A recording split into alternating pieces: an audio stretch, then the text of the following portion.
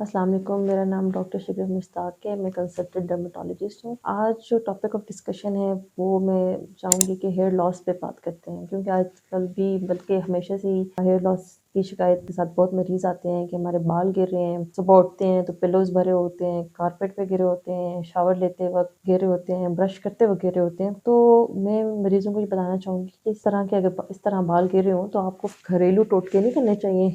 घर में ही कुछ ना कुछ बना के लगा रहे होते हैं, तो कुछ चीज़ें ऐसी हार्श होती हैं जो फर्दर आपकी स्कैल्प को डैमेज कर सकती हैं। तो इस सिचुएशन में आपको किसी डर्मेटोलॉजिस्ट के पास जाना चाहिए जो आपकी बात को समझ सके, आपको अच्छी ट्रीटमेंट दे और आप जल्दी ठीक हो जाएँगे। तो जितनी जल्दी मरीज़ की चीज़ें ट्रिगर आइडेंटिफ़ाई होगा, उतनी जल्दी ट्रीटमेंट होगी, उतनी जल्दी मरीज़ ठीक हो जाएगा। जितना आप डिले करेंगे, घर में बैठे रहेंगे, घरेलू टोटके इस्तेमाल करते रहेंगे, वो चीज़ फिर वर्सन हो जाती है। तो इसमें मरीज़ से सबसे पहले हम ना जो डिटेल हिस्ट्री लेते हैं रिगार्डिंग हेयर लॉस की, पहले तो एक्यूट था, कितने अरसे में हुआ है, क्रॉनिक था, बहुत अरसे से तो नहीं चल रहा, सालों से तो नहीं चल रहा। उससे पूछते कोई मेंटल स्ट्रेस तो नहीं है, कोई एग्ज़ाम, कोई एक्सीडेंट, कोई ब्लड लॉस की हिस्ट्री, कोई रिसेंट सर्जरी हुई हो, डाइटिंग की हो, एक्सट्रीम वेट लॉस करती हो।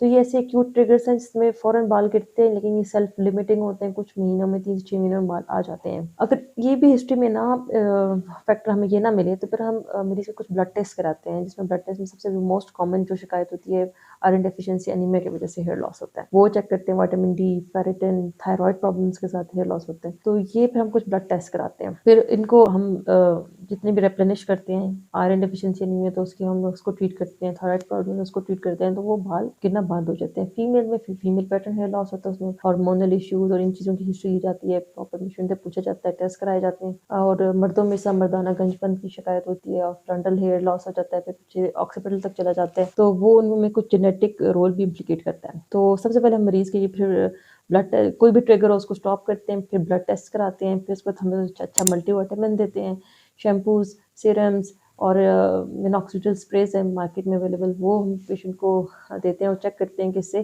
फ़र्क पड़ रहा है या नहीं पड़ रहा। फिर उसके बाद लॉन्ग टर्म बाद में जो ट्रीटमेंट ऑप्शंस हैं, पीआरपी की तरफ हम जा सकते हैं और मर्दाना गंजपन में हेयर ट्रांसप्लांट के भी ऑप्शन है।